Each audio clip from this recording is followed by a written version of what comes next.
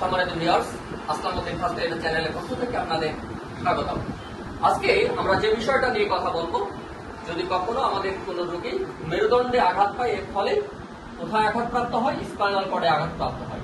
Spinal কর্ডে যদি পুরুষ রোগী আঘাতপ্রাপ্ত হয়, তাহলে আমরা কিভাবে ডায়াগনোসিস করব, প্রক্রিয়াটা একটু আপনাদের সাথে তুলে ধরব। দেখুন প্রিয় প্রশিক্ষণার্থীগণ, আমরা উনি এখন নাম বলতে পারছে না, কিছুই বলতে পারছে না, ঠিক আছে। আমি দেখি, হঠাৎ করে আমি একটা রুগী পেয়েছি, রুগীটাকে এসে আমি দেখছি যে আঘাতপ্রাপ্ত হয়েছে একটা দুর্ঘটনা, যেমন রানা প্লাজার মতো দুর্ঘটনা, এইরকম একটা দুর্ঘটনায় রোগীটা এইরকম আঘাতপ্রাপ্ত হয়েছে।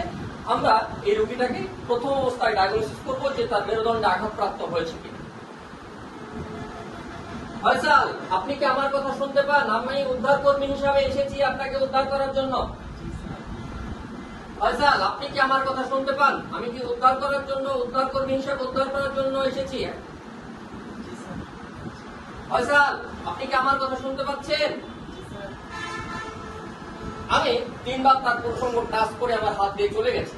এর ফলে যদি পুরুষাঙ্গ শক্ত হয়ে থাকতো, তাহলে আমি বুঝতে পারতাম আমার রোগী মেরুদণ্ডে স্পাইনাল কর্ডে আঘাত পেয়েছে। অর্থাৎ স্পাইনাল কর্ড ইনজুর যদি হয়ে থাকে, তাহলে পুরুষাঙ্গ পুরুষের ক্ষেত্রে রিডিট হয়ে যাবে, ঠিক আছে।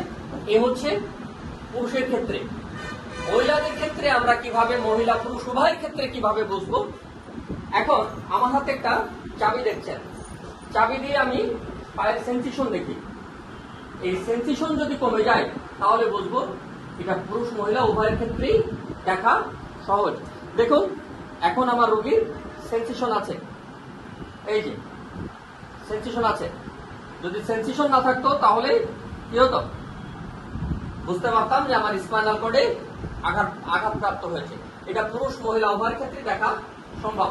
তাহলে স্পাইনাল কর্ড যদি ইনজুর হয়, তাহলে এখানে সেন্সেশন লোপ পাবে এবং পুরুষের ক্ষেত্রে পুরুষাঙ্গ তৎক্ষণিক সময় হিট হয়ে যাবে, ঠিক আছে।